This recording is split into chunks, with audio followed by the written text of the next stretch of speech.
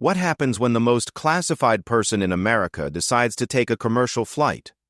When someone so secret that even mentioning their name requires security clearance sits in seat 12F next to ordinary travelers who have no idea they're inches away from the person who could change the course of history with a single phone call. This is the true story of how a routine Tuesday morning flight from Denver to Washington, D.C. became the most protected airspace in the country, how two F-22 Raptor pilots nearly broke protocol when they heard a name that made their blood run cold, and how 180 innocent passengers became unwitting participants in one of the most tense hours in recent military history. The woman in seat 12F looked like any other business traveler. She had a simple black carry-on, a cup of coffee, and was reading what appeared to be a routine financial report. But that report contained intelligence that could prevent or start the next global conflict. And the woman reading it was someone the Pentagon had spent decades keeping hidden from the world. This is her story. This is their story. This is what really happened at 35,000 feet when the ordinary world collided with the extraordinary secrets that keep nations safe. Sarah Chen had been flying commercial airlines for 3 decades, but today felt different. As a senior flight attendant for United Airlines, she prided herself on reading passengers the moment they stepped aboard Flight 1247. The businessman in 3A was nervous about a presentation.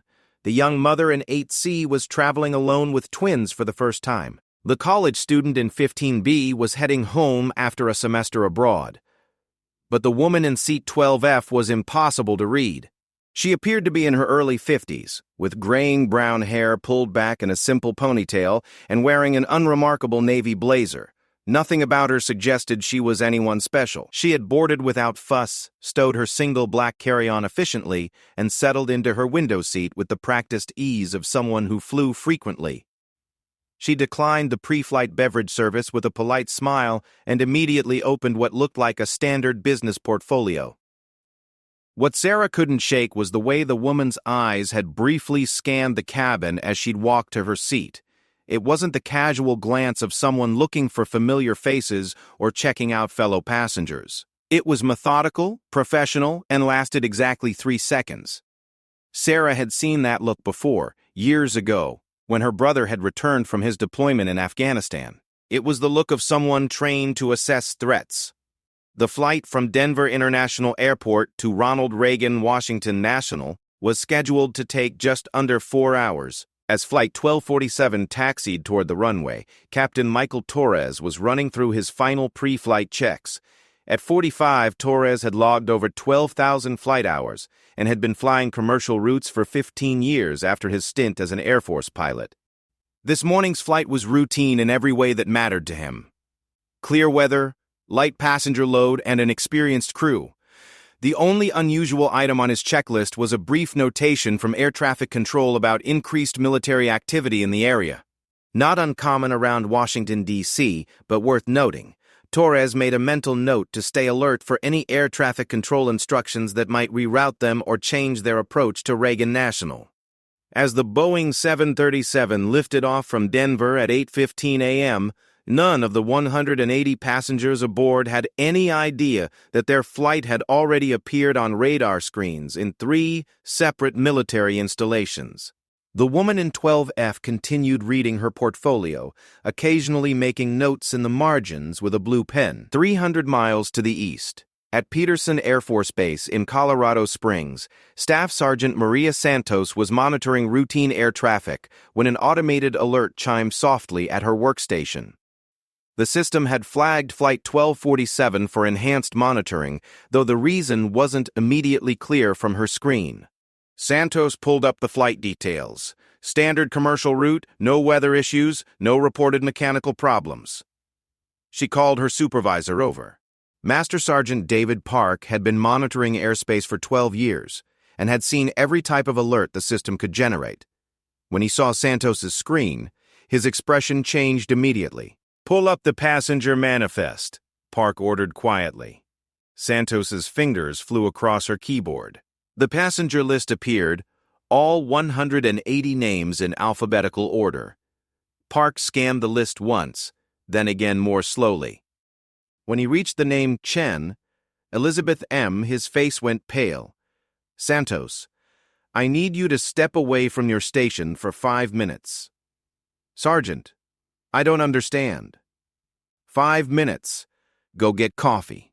When you come back, we never had this conversation. As Santos reluctantly left her post, Park reached for a secure phone line that connected directly to North American Aerospace Defense Command. The conversation was brief and conducted in codes that would mean nothing to anyone without proper clearance. When he hung up, Park deleted the alert from Santos's screen and created a new monitoring protocol that would track Flight 1247 without generating any automated notifications. Elizabeth Chen, though that wasn't the name most people would know her by, was supposed to be traveling by military transport. She was supposed to have a security detail. She was supposed to be in a secure facility, not reading classified intelligence reports on a commercial airline where anyone could see her. But Elizabeth Chen had built her career on being where she wasn't supposed to be.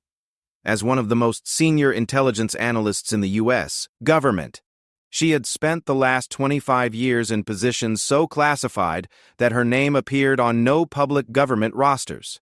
Her work had prevented 3 terrorist attacks, identified 2 foreign intelligence operations on American soil, and provided the intelligence that had led to the successful operations against several high-value international targets. She had also, 18 months ago, uncovered evidence that someone within the highest levels of the U.S. government was selling military secrets to foreign powers. The investigation had been so sensitive that only 5 people in the entire government knew about it. Elizabeth was one of them. The portfolio she was reading contained the final piece of evidence needed to identify the traitor. She had insisted on flying commercial because she suspected that someone with access to military flight schedules was monitoring her movements. Her decision to book a regular airline ticket under her birth name, a name that should have been buried in classified files, was a calculated risk designed to smoke out anyone who might be tracking her. Back on Flight 1247, passengers were settling in for the long flight to Washington. The businessman in 3A had fallen asleep over his presentation notes. The mother in 8C was successfully entertaining her twins with coloring books. The college student in 15B was listening to music with his eyes closed. Elizabeth continued reading, occasionally glancing out her window at the landscape passing 35,000 feet below. She appeared calm, but her training had taught her to stay alert, even in seemingly safe situations. When the flight attendant offered her a snack, Elizabeth accepted with a smile, but noted that the woman's hands were slightly shaky. When the passenger across the aisle asked to borrow her pen, Elizabeth politely declined and kept the pen in her jacket pocket. These weren't signs of paranoia. They were habits developed over decades of work in situations where a single mistake could cost lives. What Elizabeth didn't know was that her decision to fly commercial had already triggered the most extensive covert protection operation in the history of American aviation. What she also didn't know was that the name on her ticket had been flagged in every military database in the country, and that her presence on Flight 1247 was about to turn a routine morning flight into a 4-hour exercise in controlled tension that would test the limits of military protocol and national security procedures. As Captain Torres requested his cruising altitude from Denver Air Traffic Control, 2 F-22 Raptor fighter jets were being prepped for an unscheduled training exercise at Buckley Air Force Base. The pilots receiving the briefing were told they would be practicing long-range escort procedures. They weren't told what they would be escorting, or why the mission briefing was classified, at a level that required them to surrender their personal phones before entering the briefing room. They weren't told that their training exercise would involve shadowing a commercial airliner for 4 hours while staying far enough away to avoid detection by civilian radar.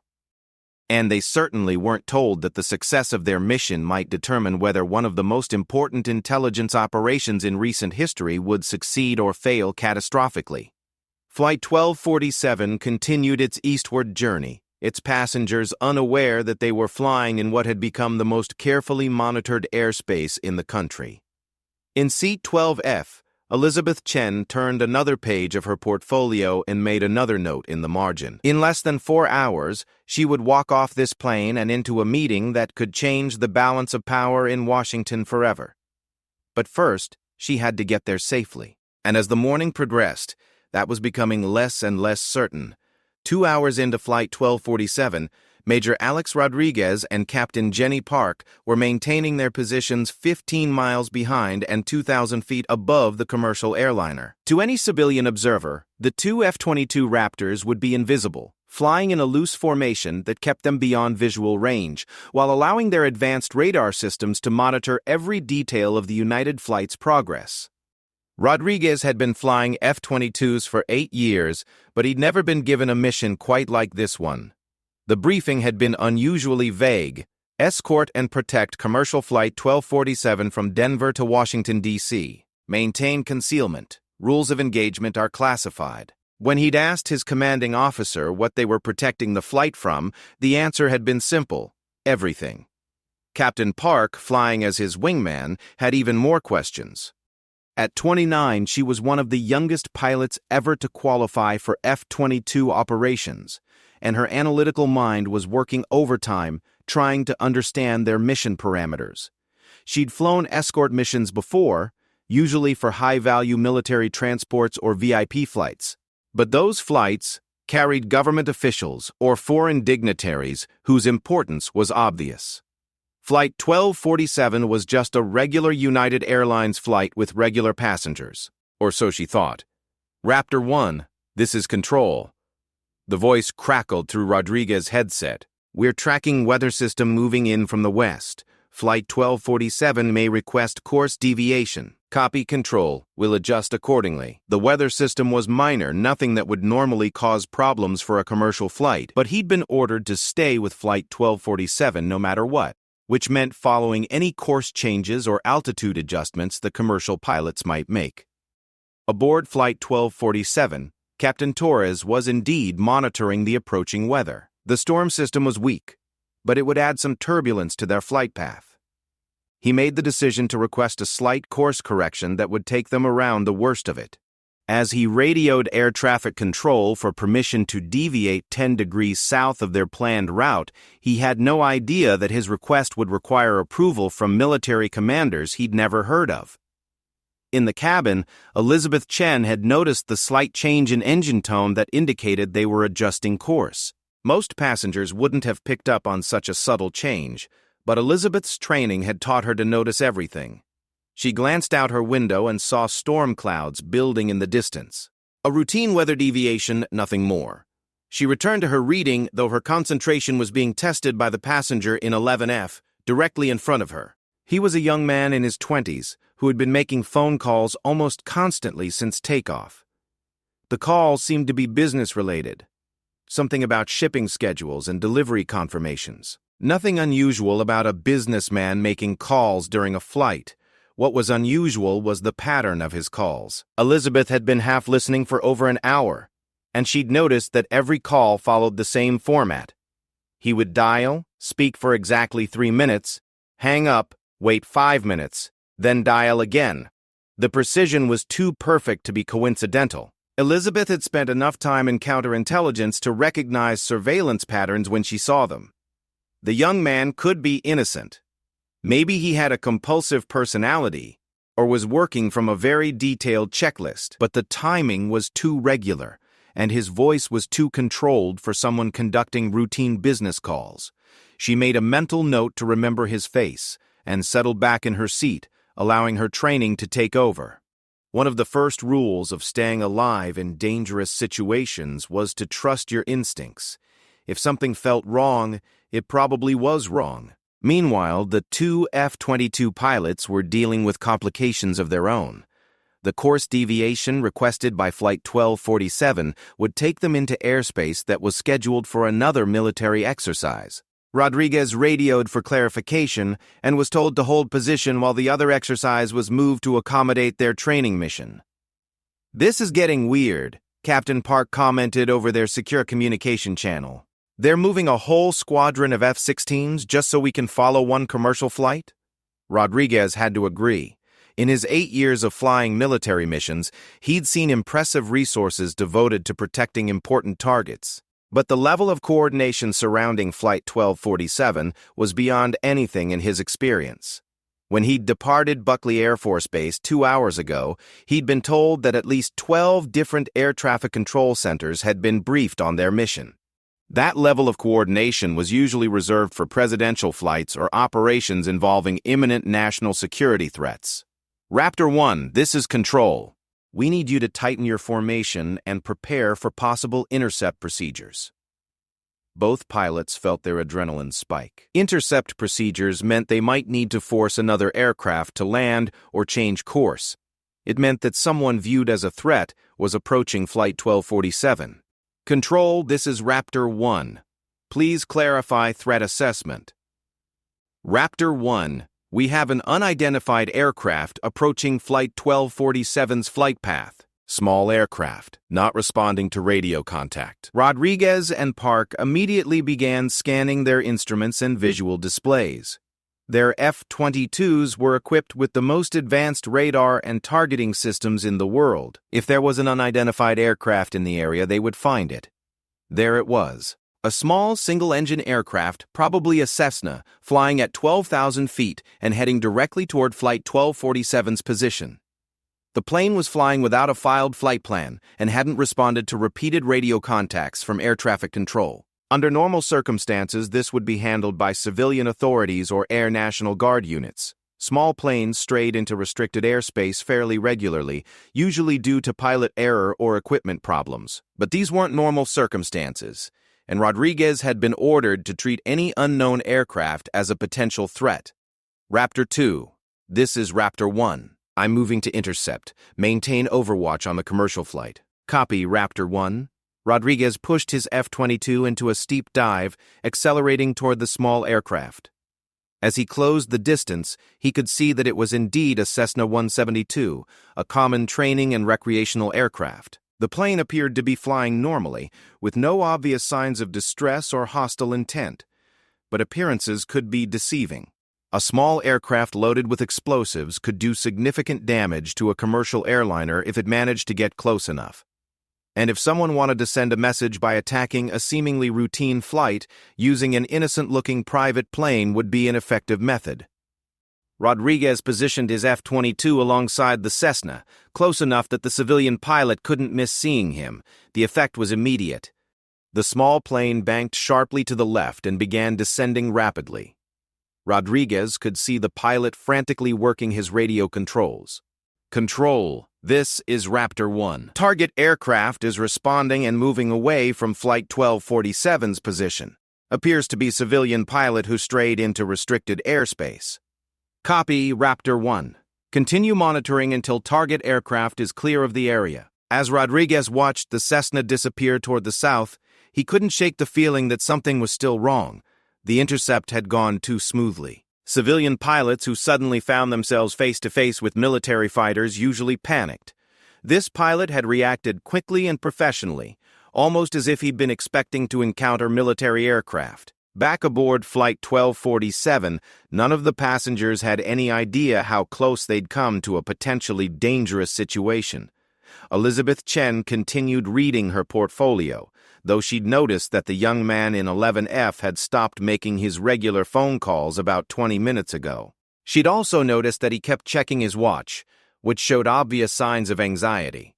Flight attendant Sarah Chen was beginning to feel increasingly uneasy about the flight. As a senior crew member, she was trained to watch for signs of trouble among passengers. The young man in 11F was definitely agitated about something. He'd been checking his phone constantly, but now he seemed to be waiting for something. His leg was bouncing nervously, and he kept looking toward the front of the plane. More concerning was her growing certainty that the woman in 12F was not who she appeared to be. Sarah had worked thousands of flights, and she'd developed an ability to read passengers that was almost supernatural. Business travelers had a particular way of moving and speaking. Government employees had their own patterns. Military personnel, even in civilian clothes, carried themselves differently. The woman in 12F moved like someone with military training, but she also had the awareness and caution of someone in law enforcement or intelligence work. And the portfolio she was reading wasn't a normal business document. Sarah had glimpsed it when bringing refreshments, and the pages were covered with charts, photographs, and text layouts that looked more like intelligence reports than quarterly financial statements. Sarah made a decision that would later be credited with preventing a potential disaster. She approached the cockpit and requested permission to speak privately with Captain Torres. "Captain, I think we may have a situation developing in the cabin," she said quietly once the cockpit door was closed behind her. Torres looked up from his instruments. "What kind of situation?" "I have a passenger in 11F who's been acting increasingly nervous over the past hour, and I think the woman in 12F might be some kind of government official traveling without proper security." Torres considered this information carefully. As a former military pilot, he knew that government officials sometimes traveled on commercial flights when they wanted to maintain a low profile. But if Sarah was right about the woman in 12F being someone important, and if the man in 11F was planning some kind of action against her, they could be dealing with a serious security threat. "Keep monitoring both passengers," Torres instructed. "If the situation escalates, let me know immediately. I'll contact air traffic control and request priority handling for our approach to Reagan National." As Sarah returned to the cabin, she had no idea that Captain Torres's next radio call would trigger the largest coordinated security response in the history of commercial aviation. She also had no idea that the two F-22 fighters shadowing their flight had just been joined by 4 additional military aircraft, or that every air traffic control facility between their current position and Washington, D.C. had been placed on the highest alert status. The woman in 12F continued reading her portfolio, unaware that her presence on Flight 1247 had turned a routine Tuesday morning into a test of how well America's most secret security systems could respond to an unprecedented situation. In less than 2 hours, Flight 1247 would begin its approach to Reagan National Airport, and Elizabeth Chen would finally discover whether her gamble to smoke out a traitor had worked, or whether she had put 180 innocent people in danger for nothing. With 90 minutes remaining until landing at Reagan National, the tension aboard Flight 1247 was reaching a breaking point that only a few people fully understood. Major Rodriguez and Captain Park were now flying with 4 additional military aircraft in a protective formation that stretched across 15 miles of airspace. On the ground, every major security agency in the Washington, D.C. area had been quietly placed on high alert, but the most dangerous tension was building inside the cabin of Flight 1247 itself. The young man in seat 11F had been waiting for a specific phone call for the past hour. When it finally came, the conversation lasted exactly 30 seconds. Elizabeth Chen, sitting directly behind him, caught only fragments. "Confirmed approaching Washington, proceed as planned." "Understood." The call ended abruptly, and the man's entire demeanor changed. The nervous energy that had been building for hours transformed into cold determination. Elizabeth had been conducting psychological assessments for 25 years, and she recognized the shift immediately. Whatever the man in 11F was planning, it was about to happen. She quickly reviewed her options, which were limited by her position, the confined space of the aircraft cabin, and her need to avoid revealing her identity to the other passengers. Flight attendant Sarah Chen was approaching with the beverage cart when she noticed both passengers had become notably alert. The woman in 12F was no longer reading her portfolio, but was instead watching the man in 11F with focused attention. The man himself had opened his carry-on bag and was reaching inside for something.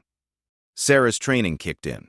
She immediately activated the cabin crew alert system by pressing a discrete button on her belt that would signal the other flight attendants and the cockpit that there was a potential security situation in progress. The alert system was designed to work silently, without alarming passengers or alerting potential threats that they had been detected.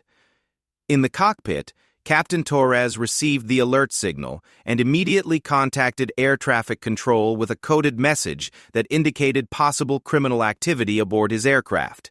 The message was relayed instantly to the FBI, the Secret Service, and the Pentagon, where it landed on the desk of General Patricia Williams, who was coordinating the protection operation for Flight 1247. General Williams had been monitoring the flight for 3 hours, knowing only that a person of critical importance to national security was aboard the aircraft. When she received the security alert, she made a decision that had never been made before in the history of American aviation. She authorized the immediate boarding of Flight 1247 by federal agents while the aircraft was still in flight. The plan was extraordinary in its complexity and had never been attempted on a commercial flight. 2 military helicopters carrying FBI hostage rescue team members were already airborne and approaching Flight 1247's position. Using a technique that had been developed for military operations but never used on a civilian aircraft, the agents would fast rope from the helicopters onto the plane's wing and enter through emergency exits. But before the boarding operation could begin, the situation inside Flight 1247 escalated beyond anyone's expectations. The man in 11F stood up abruptly and moved toward the aisle, carrying what appeared to be a small electronic device. Elizabeth Chen recognized the device immediately. It was a portable electromagnetic pulse generator, capable of disabling the aircraft's electronic systems and forcing an emergency landing. But an EMP device used at 35,000 feet wouldn't just force a landing. It would almost certainly cause a crash that would kill everyone aboard. Elizabeth had seconds to make a decision that would determine whether 180 innocent people lived or died. Her cover would be blown, her mission would be compromised, and her 25 years of maintaining one of the most classified identities in American intelligence would be destroyed. But the alternative was unthinkable. She moved with a speed and precision that stunned everyone in her section of the cabin. In one fluid motion, she stood, grabbed the man's wrist as he reached toward the aircraft's electrical panel, and applied a joint lock that immediately rendered his hand immobile. The EMT device fell to the floor of the aircraft with a metallic clatter that seemed impossibly loud in the confined space. "Federal agent," Elizabeth announced in a voice that carried throughout the cabin. Everyone remained seated and calm. The young man struggled briefly, but Elizabeth's training included advanced hand-to-hand combat techniques. Within seconds, she had him face down in the aisle with his arms secured behind his back. Flight attendant Sarah Chen, despite her shock at the sudden violence, immediately handed Elizabeth a pair of plastic restraints from the aircraft's emergency kit. "This is Captain Torres," came the announcement over the cabin speakers. "We have a security situation under control. Please remain seated with your seatbelts fastened. We will be making an emergency landing at the nearest suitable airport." But even as Elizabeth secured the would-be saboteur, she realized that the situation was far more complex than a single terrorist attempting to bring down an aircraft. The man's EMP device had been sophisticated, expensive, and specifically calibrated for the electronic systems used in Boeing's 737 aircraft. This wasn't a random attack. It was a targeted operation designed to eliminate her before she could deliver the intelligence that would expose the traitor in the U.S. government. The attack confirmed what Elizabeth had suspected for months. Someone with access to the highest levels of classified information knew about her investigation and was willing to kill nearly 200 people to stop her from completing it. Major Rodriguez, flying Overwatch in his F-22, received word that the threat aboard Flight 1247 had been neutralized, but his orders remained unchanged: escort the aircraft to a secure landing and maintain protection until all passengers had been safely evacuated and the high-value person aboard the flight had been secured. When he heard the name of the federal agent who had neutralized the threat, Rodriguez nearly broke formation in shock. Every military pilot with security clearance above a certain level knew that name, even though they were forbidden from speaking it aloud. Elizabeth Chen was a legend in intelligence circles, the analyst whose work had prevented more terrorist attacks and foreign intelligence operations than any single person in American history. "Control, this is Raptor 1, Rodriguez radioed. "Request confirmation of previous transmission." Raptor 1, transmission confirmed. High-value asset is Agent Elizabeth Chen. Priority Alpha protection status. Captain Park, flying alongside Rodriguez, heard the exchange and felt her understanding of their mission shift completely. They weren't just escorting a commercial flight.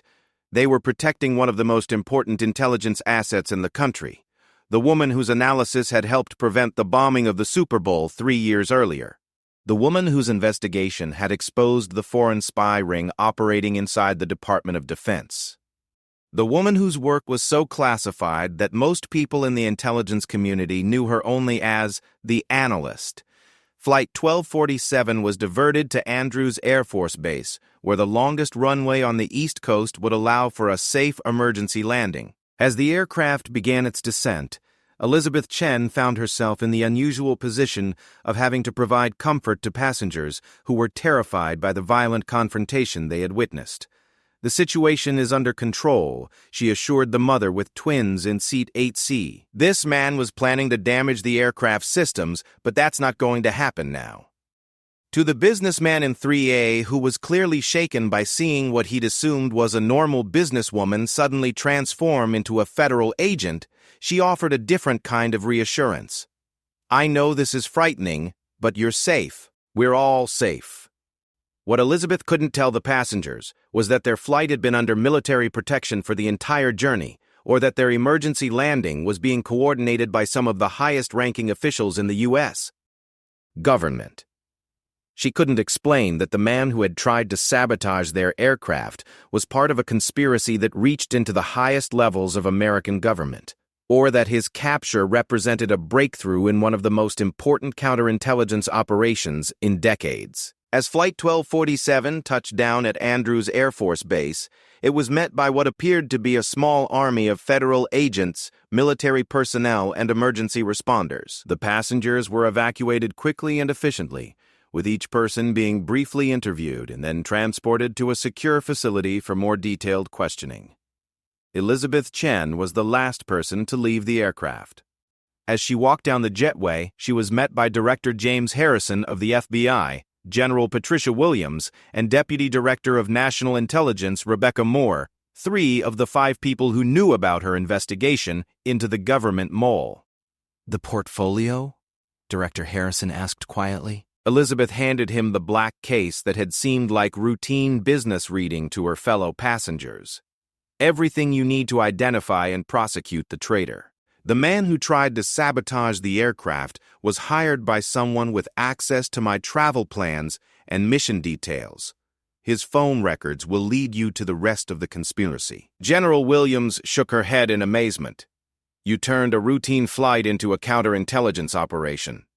"I turned a routine flight into the final chapter of a 2-year investigation," Elizabeth corrected. "Someone has been selling military secrets to foreign powers for at least 18 months. Today we proved who has access to information about my whereabouts and activities. The attack on Flight 1247 was their mistake. It gives us everything we need to expose them."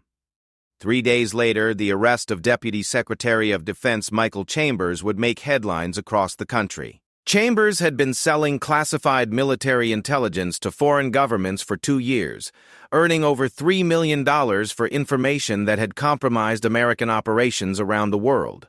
His downfall began when he learned that Elizabeth Chen was flying commercial from Denver to Washington to deliver evidence that would expose his activities. His decision to hire a saboteur to bring down Flight 1247 had seemed like the perfect solution. Eliminate the evidence and the investigator in what would appear to be a tragic aircraft accident. Instead, it became the final piece of evidence needed to prove his guilt. The saboteur's phone records led directly to intermediaries who led directly to Chambers. The money trail was clear, the communications were documented, and the case was airtight. The passengers of Flight 1247 never learned the full truth about their emergency landing.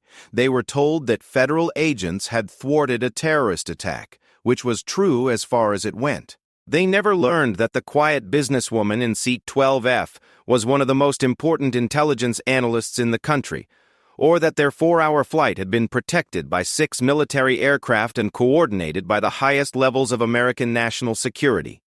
Elizabeth Chen returned to her classified work, her identity once again buried in files that few people had clearance to access. But for 4 hours on a Tuesday morning, she had been just another passenger on Flight 1247, reading what appeared to be routine business documents while sitting in seat 12F.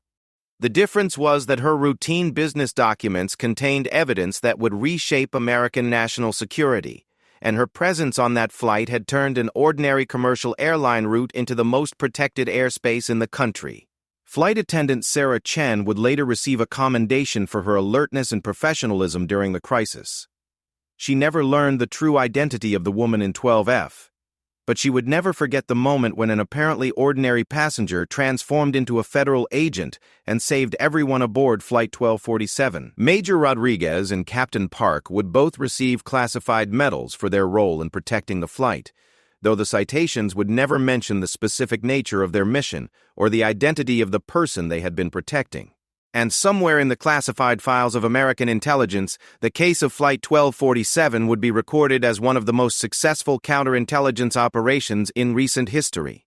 The day when a routine commercial flight became the stage for exposing a traitor and protecting one of America's most valuable intelligence assets. The woman in seat 12F had completed her mission. The traitor had been exposed. The conspiracy had been unraveled. And 179 innocent passengers had gone home safely to their families, never knowing how close they had come to becoming casualties in a secret war fought at 35,000 feet.